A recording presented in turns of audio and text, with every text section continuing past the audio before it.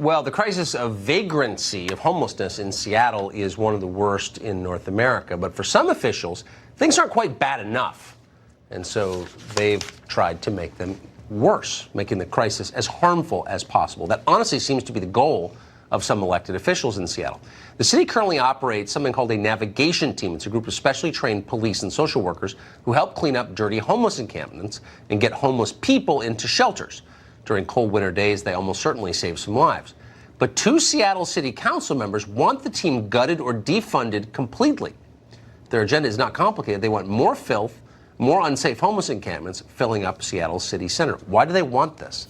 Jason Rantz is a Seattle area radio host, and he joins us today. Jason, thanks a lot for coming on. So normally with these stories, I could see the motive, but in this case, it seems guaranteed to produce more suffering, more people living on the street, more filth, more needles, more encampments. Why would a city council member possibly want that? Well, two main reasons. Number one, this program the navigation team operates in is within the Seattle Police Department, meaning they have cops on board.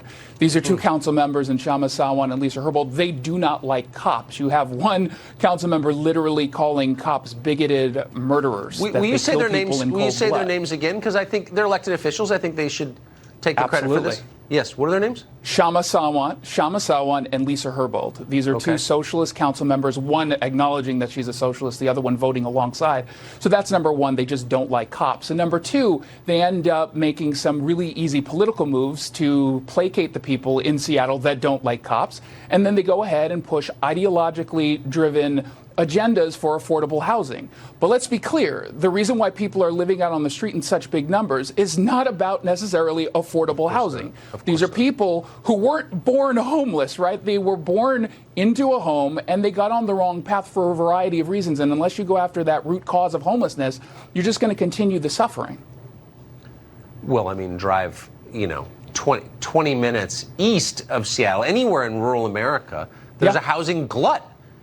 People have abandoned it. I mean, there's more housing than we know what to do with in a lot of communities. It's not about housing. It's much deeper than that. Anyone who tells you otherwise is a moron. So it does seem like in Seattle, though, you've reached a level of crisis where normal people, even normal liberals are saying, we can't live like this. So why are your elected officials still basically promoting homelessness?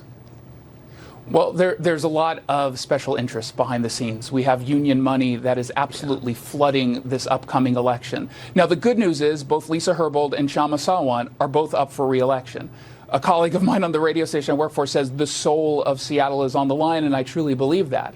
We have the opportunity right now not just to get these people out of office, but in the short term, it's really important to back the navigation team. To put this in perspective, 700 tons of trash, human waste, has been cleaned from the streets just in the first half of the year, thanks to the navigation team. They cleaned up 200 incredibly dangerous encampments. We call this compassionate in Seattle when we let people live out on the streets and not get, quote unquote, swept away. I'm sorry, they're not being swept away. I've said this on this show before. Seattle compassion is literally killing people. And if we gut this team, people are going to die in the streets of Seattle. That's not very compassionate. And they don't have a right to wreck one of the prettiest cities in our country. They didn't create Seattle. Seattle's been around a long time. It's a real city. And this generation of lunatic, woke, dumb people does not have a right to wreck it, right? They're so woke. I mean, they pretend that socialism is the reason why we've got the city. While, by the way, they demonize Amazon, which is located here, that's responsible for the growth that we've seen, the economic growth in particular. They like to blame Amazon because they're a corporation and they're big and evil. And they pretend that that's the reason, again, why people are out on the streets. Amazon people move here, cost of living goes up, and all of a sudden, they're just like you and me. They're one missed paycheck away from landing on the streets. I'm sorry. We got to stop downplaying the fact that there are people living with mental illness. There are people living with a dangerous and deadly drug addiction, and that's why they're on the street. That needs to be fixed. Yeah, well, this country specializes in ignoring the drug crisis, I've noticed. Jason Rantz, great to see you tonight. Thank you. Unfortunately. Thank you. Well,